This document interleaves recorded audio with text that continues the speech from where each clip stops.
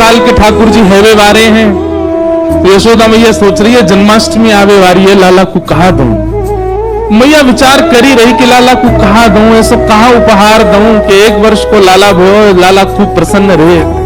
तो 1 वर्ष के ठाकुर जी हैवे वारे हैं, वहां से पहले नेक नेक चलना सीख गए ठाकुर जी। अब मैया से जिद करें, मैया तू जहां जाएगी मैं संग जाऊंगा। बोलना तो जाने ना है तोतली वाणी ठाकुर जी की, लेकिन मैया जैसे ही कछु भी कार्य के काज बाहर निकले सो ही ठाकुर जी फूट फूट के रोमे। तो यशोदा मैया को ये करना ही पड़े कि लाल जी को संग लेके जाऊंगा। तो ठाकुर जी गोद में चल के और जोर जोरते रोमे, क्यों मुलमो नीचे उतारो, मैं आप ही चलूंगा, संग चलूंगा मैया के। तो मैया कैसे चले, बोले जमुना जल की गगरी रखी है सिर पे, तो लाला की उंगली कैसे पकड़ेगी, और चलो जाते समय पकड़ भी ले तो लौटते समय तो जल भरो है तो भार है, दोनों हाथ लगाने पड़ेंगे, तब कहा करें। तो मैया अपने सिर के पल्लू को ऐसे छोड़ दे पीछे, लाला को हाथ में पकड़ा दे और वे लाला इतको देख तो चलियो, मेरी आप पल्लू को छोड़ियो मत, पकड़ के चलियो संग में। ठाकुर जी मैया को पल्लू पकड़ के पीछे पीछे चले, कभी अपना अंगूठा चूसे, कभी अपनी उंगली पकड़ लें, कभी इसको देखें, बंदरन को देखें, मोरन को देखें, और जैसे कोई दिख जाए सो ठाकुर जी रुक जाए, रुके तो पल्लू खींचे तो मैया को पता चल जाए लाला रुक गयो। जब यशोदा मैया जाती हैं, सब गोपियां अपने अपने भवन की खिड़की पे बैठ जावे और वहीं से बैठी बैठी इंतजार करें कब यशोदा जावेगी, और वहां पीछे पीछे नेक्स्ट से लाला जावेगा। नन्हे से कन्हैया मैया को पल्लू पकड़ करके और छोटे छोटे चरणन से चल के जावे, सब गोपी अपने अपने भवन के बाहर से ठाकुर जी को देखें, छुप करके देखें। एक गोपी के मन में भाव आयो कि लाला रोज जावे मैया के संग, कैसे या को पकड़ लूं, कैसे या के हाथ को ऐसे पकड़ के अपने अंक में भर लूं।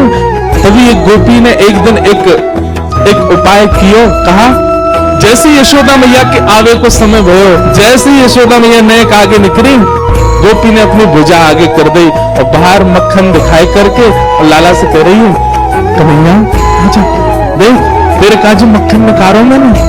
ठाकुर जी रुक जामे तो मैया को पल्लू खींचे, और मैया को पल्लू खींचे तो मैया खींच के ले जाए लाल जी को। गोपी रोके तो हमेशा ही है, ठाकुर जी रुके पल्लू पकड़ के मैया खींच के ले जाए। लेकिन आज मक्खन देख करके ठाकुर जी के चित्त में ऐसा लोभ उत्पन्न भयो कि ठाकुर जी ने जैसे माखन देखो मैया को पल्लू छूट गयो, अब मैया तो निकल गई आगे, कन्हैया अकेलो रह गयो वहीं। नेक्स्ट सो कन्हैया गोपी गई दौड़ करके ठाकुर जी को अंक में भर के अपने कक्ष में ले आई, अपने घर में ले आई, भीतर ते चटकनी लगा ली और सामने खड़े कर लिए ठाकुर जी।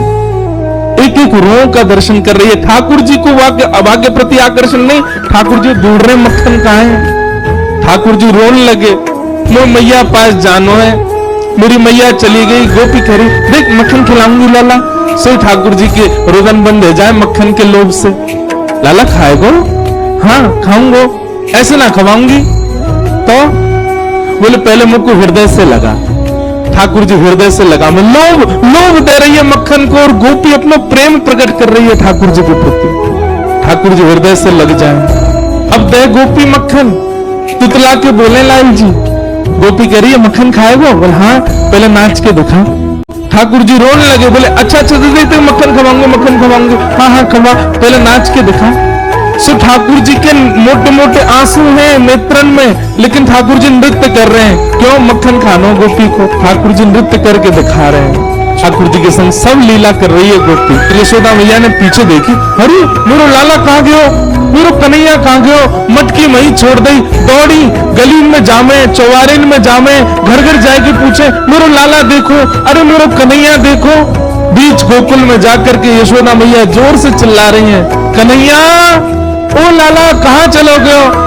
अब गोपी के घर में नेक्स्ट से ठाकुर जी अपनी पैनी से आवाज से चिल्ला के, हाँ मैया मैं यहाँ हूँ। यशोदा मैया सुन रही, कहाँ ते आवाज आ रही है। गोपी लाला को पकड़े, लाला चिल्लावे मत, मैया आ जाएगी। मैया देख जा गोपी ने मुंह को पकड़ लियो है, मार रही है मुंह को, जल्दी आ। मैया दौड़ी दौड़ी गई, जाकर के देखी तो महाराज एक गोपी के घर में, और गोपी गोद में लेकर के एक हाथ में मक्खन लेके लाल जी को लेके खड़ी है। यशोदा मैया का ताम्र वर्ण हो गया, हरी तो शर्म ना आवे है, लाला जी लेके चली गई ना। मैया मैं तो बस नेक माखन चखाए रही, लाला को पूछ रही कैसे, अपने बालक को चखा, मेरो लाला काय को लेगी ला दे यहाँ पे। ठाकुर जी को लेकर के यशोदा मैया चली गई। अब गोपी अपने भवन से देख रही है यशोदा मैया की ओर, और मैया की गोद में बैठे ठाकुर जी पीछे से वह गोपी को देख रहे हैं। बेसुध हो गई। कितने दिन व्यतीत हो गए उसी उसी उसी चिंतन में, उसी आश्रय में, उसी भाव में। कैसा स्पर्श है, कैसे नेत्र हैं, कैसी प्यारी सी नासिका है, कैसा मुखमंडल है ठाकुर जी का।